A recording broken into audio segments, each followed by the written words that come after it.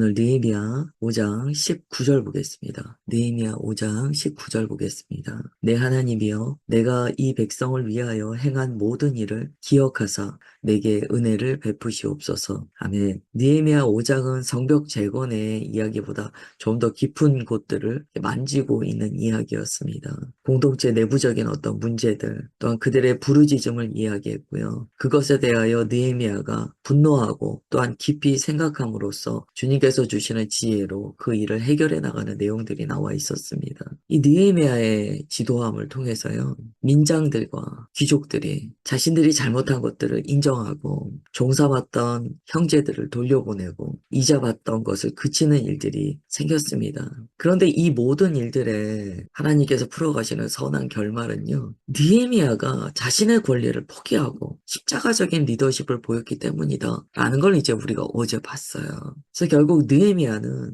아직 예수님께서 이 땅에 오시지 않은 때였지만 그는 예수님께서 이 땅에 오셨을 때 베푸신 그 온전한 리더십을 가지고 있는 사람이었습니다. 그래서 느헤미야를 보면 참 예수님의 그 리더십이 보인다라는 것까지가 이제 어제의 내용이었어요. 그런데 느헤미야 5장은 이렇게 하고 끝나지 않습니다. 마지막 절에 느헤미야가 기도하는 이 내용이 나와요. 내 하나님이여 내가 이 백성을 위하여 행한 모든 일을 기억하사 내게 은혜를 베푸시옵소서. 이 말씀이 느헤미야의 마음이 어떠했는가를요 모두 이렇게 응축해서 담고 있다라는 생각이 듭니다. 느헤미야가 얼마나 유혹이 많았겠습니까? 유다 총독이라는 자리가 얼마나 그 권력을 행사하고 싶게 만들었겠습니까? 또 백성들이 보니까 하나님의 성벽을 수축하면서도요 아직 무언가 모습이 어설프고 너무 육신적인 생각에 사로잡혀 있는 것들이 나타났어요. 그러니 느헤미야가 왜 힘들지 않았겠습니까?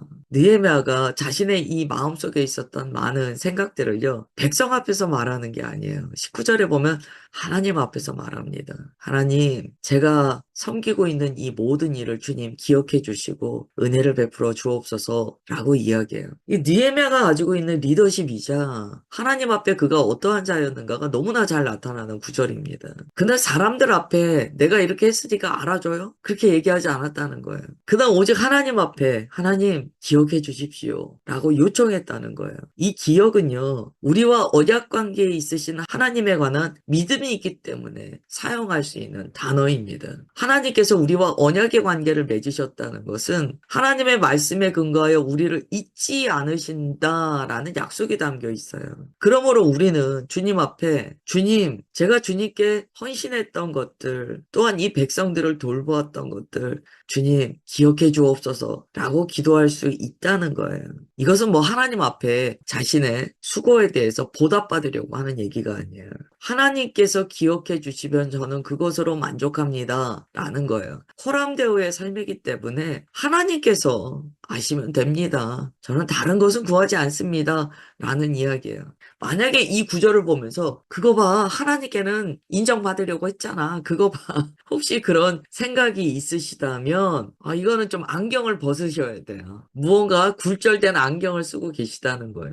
여러분 하나님 앞에서 기억해 주십시오 라고 하는 것은요 무슨 탐욕이나 자기를 드러내고자 하는 인정 욕구에서 오는 기도가 아닙니다. 피조물로서 하나님 앞에 예배와 헌신으로 나아가는 자가 모두 품어야 될 마음이에요. 사람들 앞에서 인정받으려고 하지 않아요. 단지 하나님께서 아시면 됩니다 라고 이야기하는 거예요. 이게 쉽습니까? 쉽지 않아요. 정말 하나님 중심성의 생각이 있고 하나님만이 나의 모든 것입니다 라고 고백하는 사람만이 이렇게 할 수 있어요. 하나님께 인정받으려고 하잖아 라는 사고가 있다면 사람에게 인정받으려고 하는 것과 하나님께서 기억해 주셨으면 하는 마음이 동급이다라고 생각하시는 거예요. 절대 그렇지 않습니다. 하나님께서 하시면 됩니다. 라는 이 마음은요, 이미 사람을 향한 인정 중독에서 벗어나 있다는 거예요. 자유롭게 섬기며 사람에게 매이지 않고 오직 하나님 앞에서 믿음으로 견실하다라는 증거입니다. 또한 느헤미야의 이 기도는 자신이 주님 앞에서 수고한 것이 결실 맺기를 원하는 기도예요. 그 기도의 내용이 무엇입니까?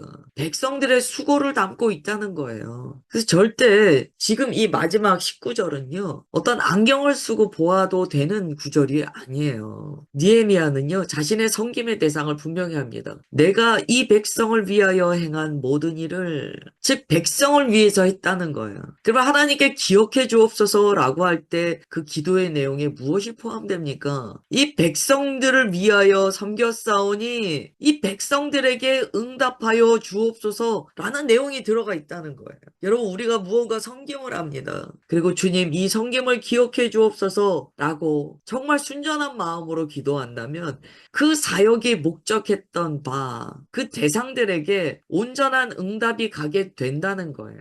얼마나 아름답습니까? 우리가 성탄절에도 기도하고 송구영신에도 기도할 거예요. 그런데 그때 한번 생각해 보세요. 여러분들이 기도를 하면서 말씀드리는 거예요. 주님, 한 해 동안 주님을 섬긴 모든 것을 기억해 주옵소서. 제가 주님의 나라를 위하여, 주의 백성을 위하여 행한 모든 섬김을 기억해 주옵소서 라고 기도한다고 했을 때요. 그 기도는요, 나만을 위한 기도가 절대 아니라는 거예요. 그 섬김을 기억해 달라는 것은요, 그 섬김의 대상이었던 모든 이들에게 섬김의 결과가, 그 역사가 이루어지기를 간구하는 기도라는 거예요. 그러니 이러한 기도가 얼마나 복되고 힘이 있습니까?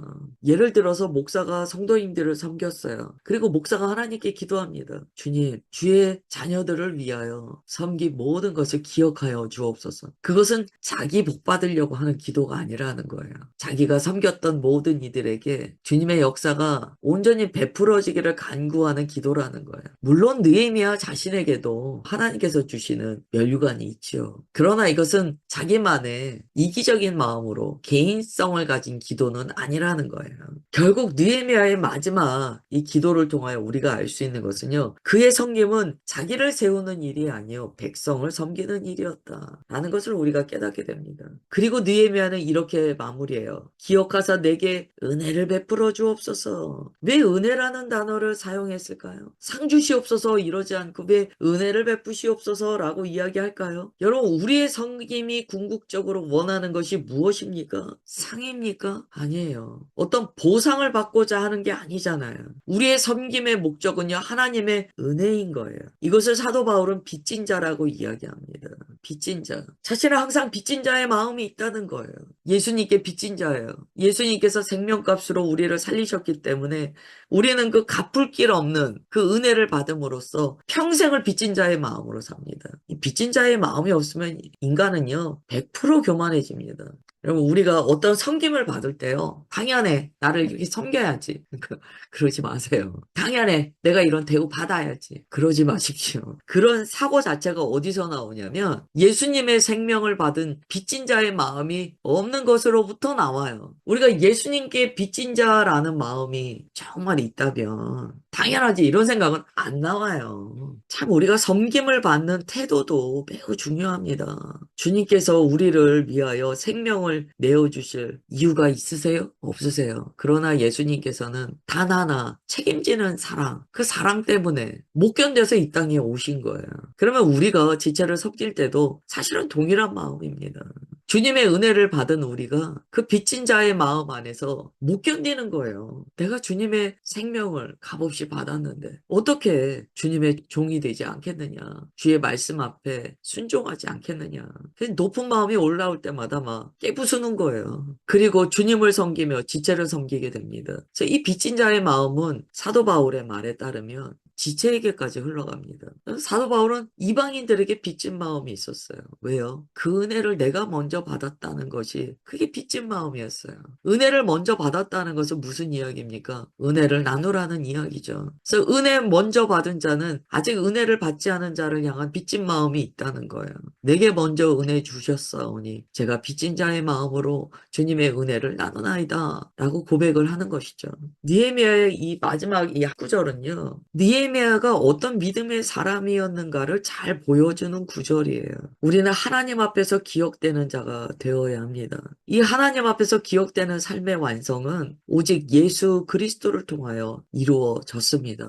우리의 모든 성김은 이제 예수 그리스도의 십자가를 통과하여 하나님 앞에서 기억되는 성김이 됩니다. 어제 우리는 느헤미야의 리더십이 십자가의 리더십이라고 나눴어요. 나를 포기하고 나를 부인하고 그래서 주님의 마음, 주님의 인도하심을 따라 섬겼어요. 예수님께서도 이 땅에 오실 때 하늘의 영광을 다 비워내셨습니다. 예수님께서는 이 땅에서 분명히 십자가를 지셨지만 하늘에서 이 땅으로 오실 때 이미 십자가의 리더십을 가지고 계셨어요. 오늘 느헤미야의 마지막 이 기도를 통하여 우리가 많이 나 자신에게 적용하고 또한 주님의 말씀을 은혜로 받아야 합니다.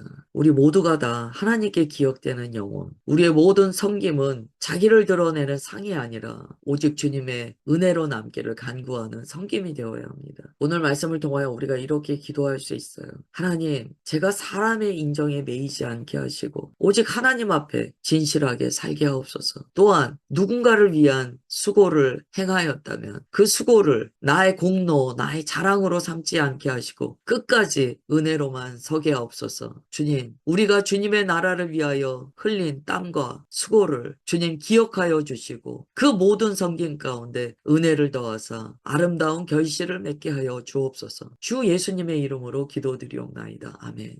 그 다음에 이제 느헤미야 6장을 보겠습니다. 1절부터 4절까지 봉독하시겠습니다. 산발락과 도비아와 아라비아 사람 게셈과 그 나머지 우리의 원수들이 내가 성벽을 건축하여 허물어진 틈을 남기지 아니하였다 함을 들었는데 그때는 내가 아직 성문에 문짝을 달지 못한 때였더라. 산발락과 게셈이 내게 사람을 보내어 이르기를 오라 우리가 오너 평지 한 촌에서 서로 만나자 하니 실상은 나를 해하고자 함이었더라. 내가 곧 그들에게 사자들을 보내어 이르기를 내가 이제 큰 역사를 하니 내려가지 못하겠노라. 어찌하여 역사를 중지하게 하고 너희에게로 내려가겠느냐 하매 그들이 4번이나 이같이 내게 사람을 보내되 나는 똑같이 대답하였더니 아멘. 성벽이 완성되었습니다. 이제 성벽에 그 큰 문짝을 달면 됩니다. 이제 거의 완성됐다는 거예요. 대적자들이 이 이야기를 들어요. 그러더니 오너평지 한 촌에서 만나자라고 제안을 하는 거예요. 근데 실상은 느헤미야를 해하려고 했다는 거예요. 여러분 이것은요 마지막에 모든 것을 다 허물어뜨리려고 하는 마귀의 계략입니다. 우리가 주님의 일을 열심히 행하며 나아갈 때 대적자들이 있어요. 근데 어느 날 대적자들이 이야기하는 거예요. 우리 만나자. 우리 만나서 얘기하자. 그러나 그 마음에는 칼을 품고 있었다는 거예요. 느헤미야가요 4번씩이나 거절합니다. 느헤미야가 뭐라고 이야기하냐면 지금 이렇게 큰 역사를 하고 있으니 내려가지 못한다 라고 이야기했다는 거예요. 하나님의 일이 더 중하니 너희들을 만날 수 없다 라고 이야기했다는 거예요. 근데 여기에서 이제 우리가 많이 넘어집니다. 저도 이 대목을 묵상하면서 그동안 제 인생에 있었던 몇 가지 사건들을 제가 좀 기억해 봤어요. 근데 정말 이 사건이 있었더라고요. 근데 제가 이게 약간 그때 생각을 하면서 아 그때 주님께서 하신 말씀이 이거였구나. 아 그때 왜 이런 제안이 왔는지 내가 몰랐는데 아 바로 이거였구나 라는 것을 제가 좀 이렇게 다시 상기시키면서 약간 등골이 이렇게 순간 서늘하는 그런 게 있었습니다. 이 마귀가요 끝까지 사람을 놓지 않아요. 어떻게 해서든지 올무에 걸리게 하고 수렁에 빠뜨리려고 합니다. 느헤미야한테 마음의 부담을 덜어주려는 거예요. 아 우리 만나자. 우리 어떻게 하자. 여러분 여기에 우리가 넘어갔을 때요 길이 흩어지고 어그러지는 것을 경험할 수 있습니다. 그래서 신앙은요 다른 의미로는 지조예요. 지조예요. 믿음은요 믿음의 견실함은 우리말로 지조예요. 지조. 사람이 지조가 있어야 돼요. 하나님 앞에 순종하기로 했으면 정말 그 마음을 굳게 정하고 오직 주님만 바라보고 가는 거예요. 마지막에 마귀가 유혹한 내용은요 막 그 성벽을 못 짓게 회막 놓고 막 이게 아니에요. 우리 이제 친하게 지내. 우리 이제 화해하자. 야, 이게 얼마나 더 덕스럽니. 그렇게 하자라는 이 사탕발림과 같은 유혹이었다는 거예요.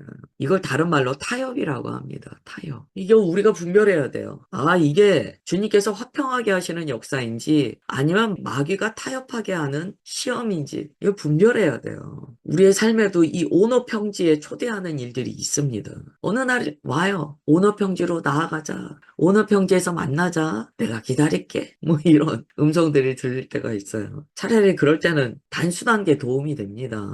그럴 때 복잡하게 생각하는 게 아니에요.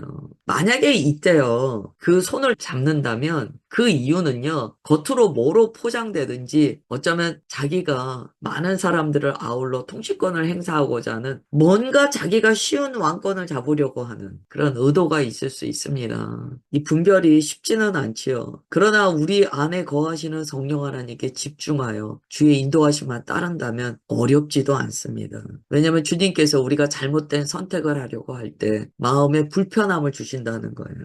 네, 오늘 여기까지 하겠습니다. 하나님 아버지, 느헤미야가 5장 마지막에 자신이 백성을 위하여 한 모든 섬김을 주님 앞에 기억해 달라고 간구하며 은혜를 구하는 모습을 보았습니다. 하나님, 느헤미야의 기도를 보며 우리의 섬김을 주님 앞에 올려드릴 때 오직 은혜를 간구해야 한다는 것을 배웠습니다. 우리는 빚진 자로 주님의 놀라운 구원과 또한 먼저 받은 은혜에 빚진 마음이 있다라고 고백합니다. 그 빚진 자의 마음은 오직 은혜를 구하며 주님께 영광 올려드리고 주님께서 베푸신 영혼들이 온전한 주님의 복음으로 구원받는 역사를 간구하는 것임을 믿습니다. 느헤미야처럼 우리도 동일하게 기도하게 하옵소서. 또한 느헤미야 6장을 통하여 마지막 대적자들이 사탕발림과 같은 유혹을 하는 장면을 보았습니다. 마귀는 강하게도 방해할 때가 있지만 때로는 우호적인 모습으로 평화를 가장하여 타협을 요구할 때가 있다는 것을 보게 됩니다. 그러나 주님, 그때마다 우리 안에 살아계신 성령께서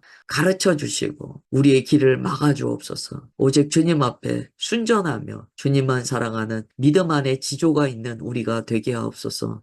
주님, 그렇게 인도하여 주심을 믿사오며 사랑하는 주 예수 그리스도의 이름으로 기도드리옵나이다. 아멘.